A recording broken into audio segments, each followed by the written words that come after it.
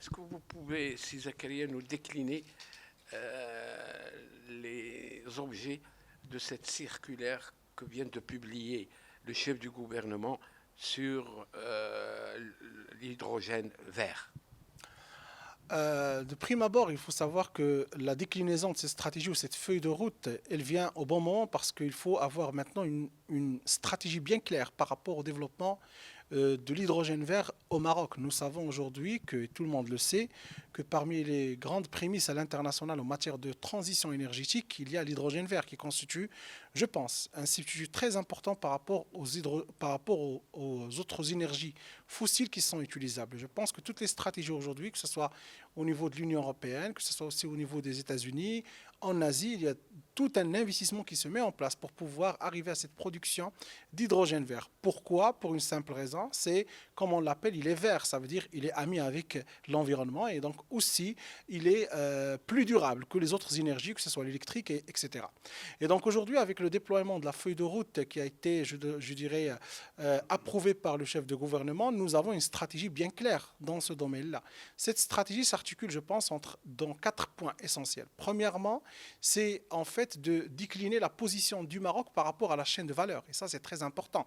Donc le Maroc ne va pas rentrer en amont ou en aval, il va rentrer dans toute la chaîne de valeur, ce qu'on appelle la filière de production de l'hydrogène vert. Donc nous allons commencer depuis la production jusqu'à l'extraction et l'utilisation pour la production des différents dérivés, en particulier l'ammoniac qui est très important pour l'industrie marocaine et surtout pour l'OCP, ça veut dire l'Office chérifien du phosphate, qui utilise de façon très massive et le Maroc c'est parmi les grands pays importateurs de ce produit. Donc l'hydrogène vert va constituer une solution très importante si on le produit dans toute la chaîne de valeur ou toute la filière.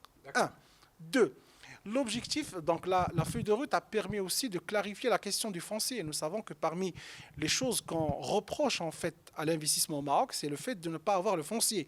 Aujourd'hui, cette feuille de route a décliné de façon, je dirais, grandiose que 1 million d'hectares seront à la disposition de l'investissement en hydrogène vert. Et il y a une mobilisation maintenant actuelle en 2024 de à peu près 300 000 hectares, ce qui est très important pour la production de l'énergie qui vient de l'hydrogène vert et qu'on sait qu'elle est consommatrice de surface. On a besoin de grandes surfaces pour pouvoir mettre en place cette nature d'eau, cette production qui normalement utilise à la fois les énergies solaires, à la fois l'éolien, mais aussi on a besoin d'une proximité par rapport à l'océan ou à l'eau pour pouvoir un peu faire les extractions, je dirais, d'ingéniosité en matière chimique pour l'extraction de l'hydrogène vert. Donc mettre en place ce foncier, ça permet de résoudre, je dirais, entre 50 à 60% de la problématique de l'investissement. Oui. C'est que ces terrains, ce foncier, seront mis à la disposition de qui? Des investisseurs, normalement. C'est-à-dire, Voilà. c'est des usines. Très bien. Donc nous savons que pour pouvoir commencer à exploiter dans toute la filière, en amont et en aval, pour l'hydrogène vert, il faut avoir un foncier qui est énorme. Et ce foncier sera à la disposition des investisseurs. Et donc là, comme ça a été signé, nous avons d'ores et déjà des promesses de la part de quelques centaines d'investisseurs qui vont commencer à s'introduire dans l'industrie de l'hydrogène vert et surtout que le Maroc a un grand potentiel par rapport à cet hydrogène vert. Et donc parmi les incitations qui ont été données par le gouvernement, c'est de mettre à leur disposition ce foncier qui est nécessaire parce que pour un investisseur qui va rentrer dans cette chaîne de valeur de production d'hydrogène vert, il faut se poser la question où est-ce qu'on va prendre le terrain et surtout ce terrain qui respecte en quelque sorte je dirais, les conditions préalables de la production de l'hydrogène vert. Troisième élément très important dans cette, je dirais, dans cette circulaire, c'est en fait de pouvoir donner des incitations fiscales et aussi des incitations en termes d'investissement. Et donc là, c'est très important pour pouvoir un peu drainer l'ensemble des investisseurs qui peuvent s'installer au niveau marocain et aussi qui peuvent drainer cette industrie qui est très promoteuse pour l'avenir du Maroc.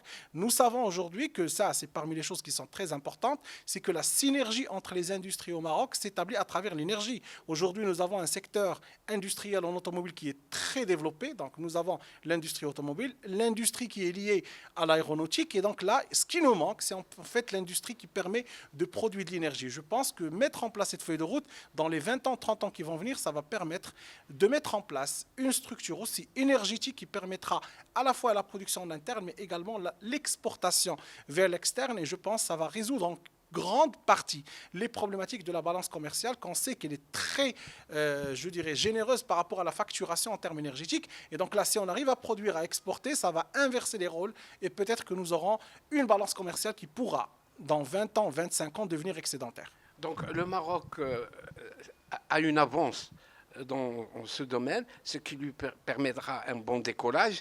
Est-ce que pour les prochaines années, nous allons pouvoir réellement atteindre les objectifs escomptés? Je pense que l'industrie de l'hydrogène vert est une industrie qui commence à se développer dans plusieurs pays. Il ne faut pas oublier que la Chine rentre avec une grande masse d'investissement en la matière et aussi les prémices en Chine sont très importants.